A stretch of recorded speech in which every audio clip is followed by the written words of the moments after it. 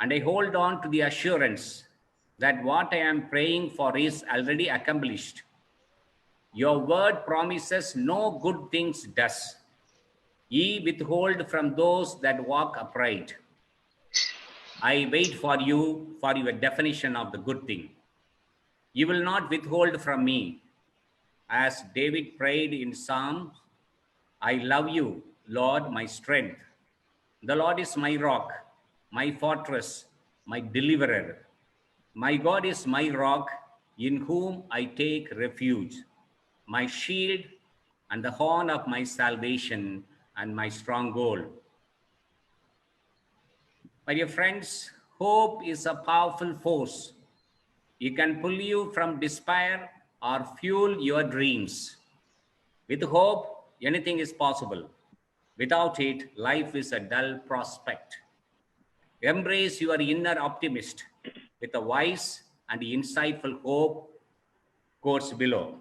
Loving God, give wisdom and guidance to the scientist doing research that they may develop an effective vaccine to combat the sickness speedily and successfully.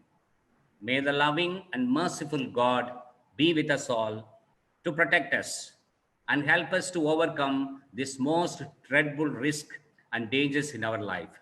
May God bless us all. Nihil Ultra. Thank you very much. Thank you so much, Reverend Father, for the fantastic input and then ending with a lovely prayer. I'm sure God will bless us all.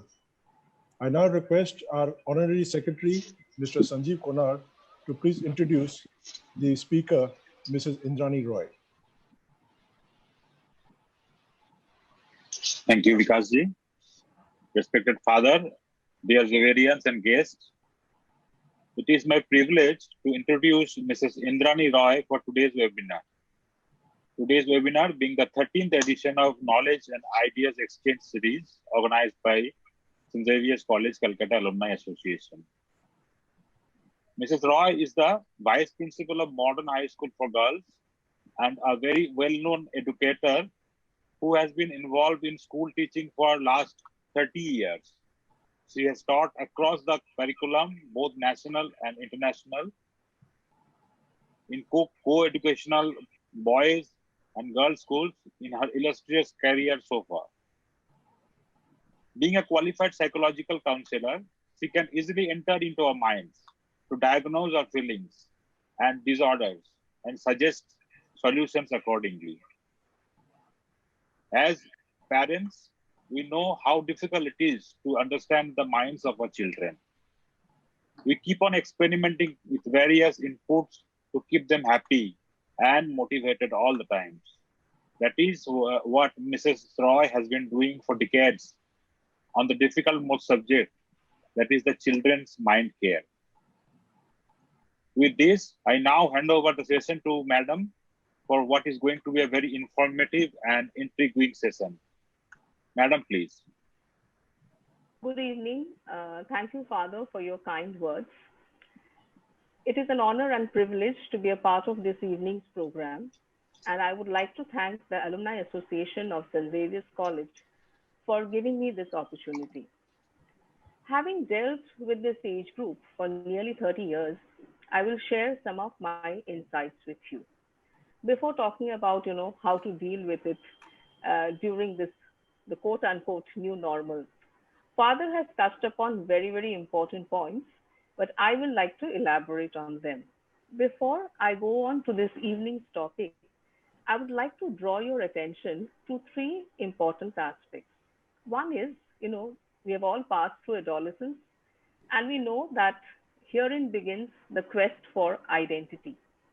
Therefore, rebellion, arguments, disagreements, it's all there.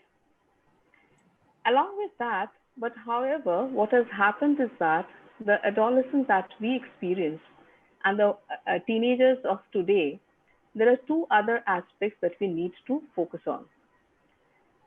Yes, the advent of the internet, which has, the click of the phone dial, and you have all information at your fingertips.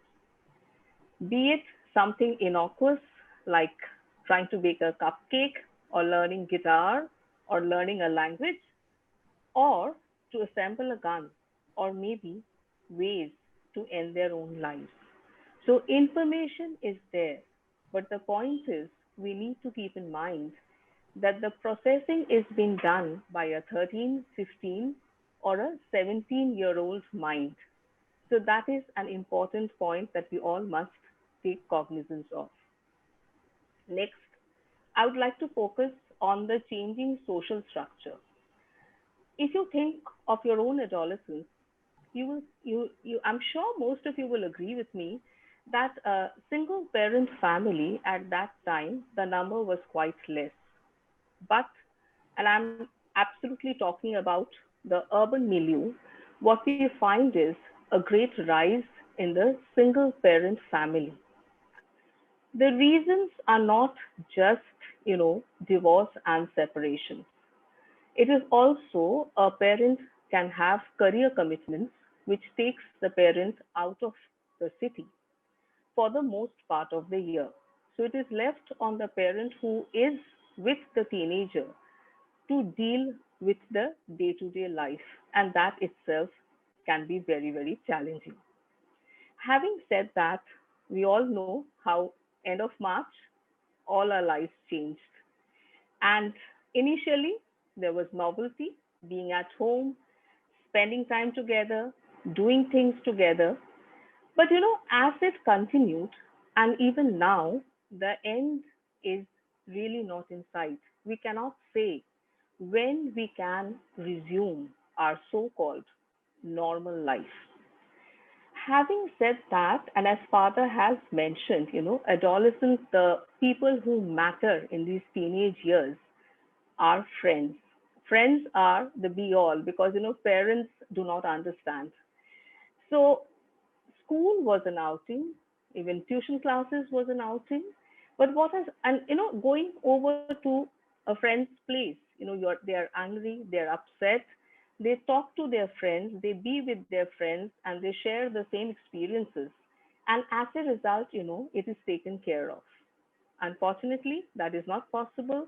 And today, they cannot, even if they feel very angry or upset, they cannot simply walk out of the house and go for a walk. That too is not possible. So, given all this, all these situations, I will make a few suggestions.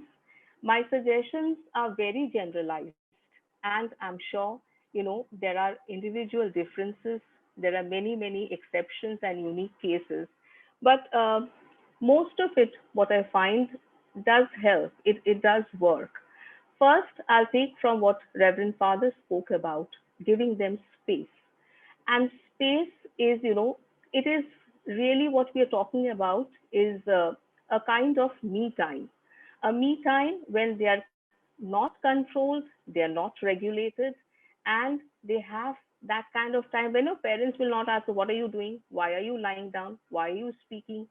So that specific time, like we require our own downtime, the teenagers, they require it even more.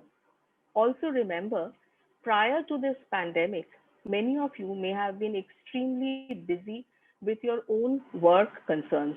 And even if you wish to, you did not have enough time to spend with your children. You wanted to, but you didn't have the time.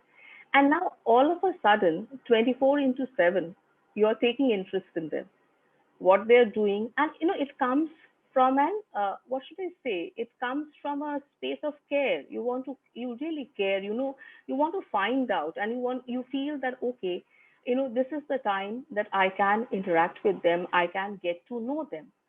But on the other hand, I have had them tell me that now 24 into 7, they are asking us questions, they're trying to see what we are doing. And but, you know, where were they earlier on? That time they didn't have any time for us. And all of a sudden there's all time for us. So they're very resentful about it. Therefore, as parents, we have to play this role very, very cleverly, I would say, that we have to give them the time and we have to give ourselves time to forge this bond. Nothing can happen overnight. Not not with anybody and not with teenagers. Second thing I would suggest, which many have been doing, spend time together to do some fun activity, which I'm sure you are doing. Play some games, indoor games, cook something, do something which is not very usual. But more important, I feel, is to have conversations from time to time. Conversations with nothing specific in mind.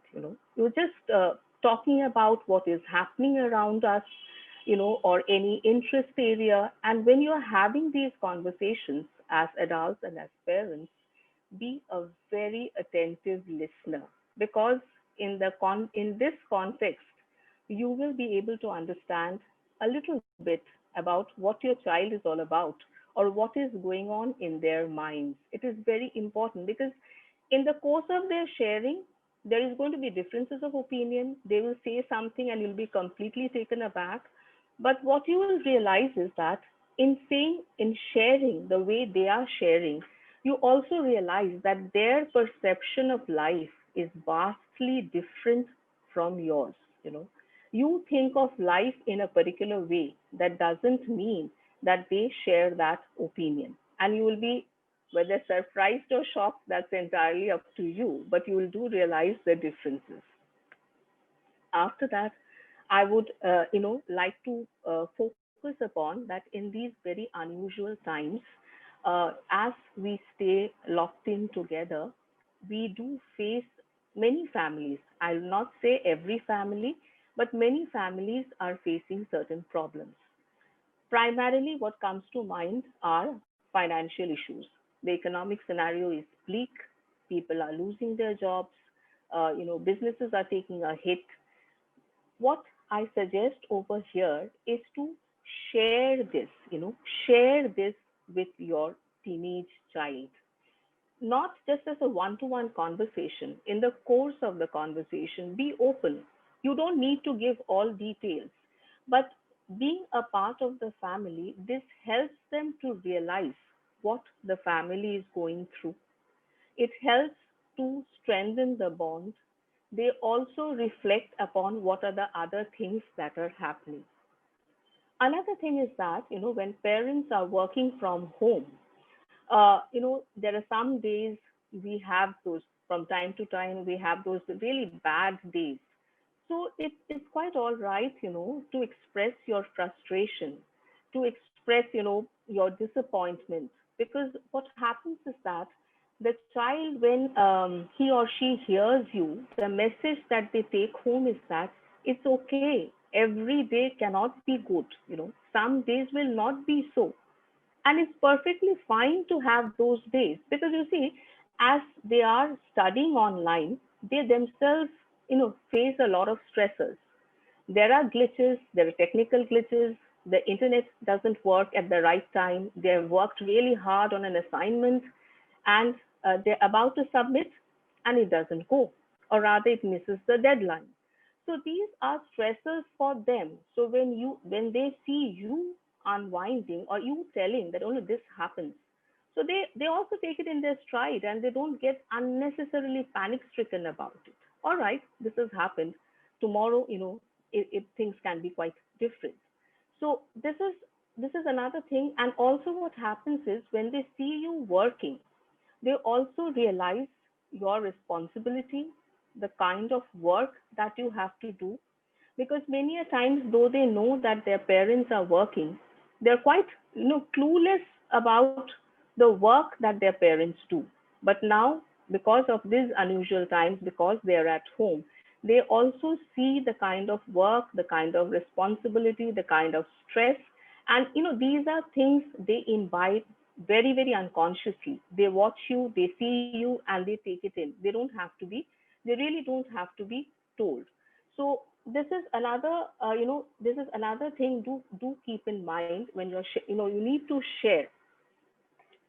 uh, Also, I would say over here is that they themselves, particularly I'm talking about the 17, 18-year-old who will be appearing, for their board examination next year.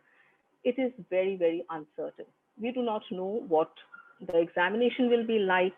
whether it will be all on internal assessment, what will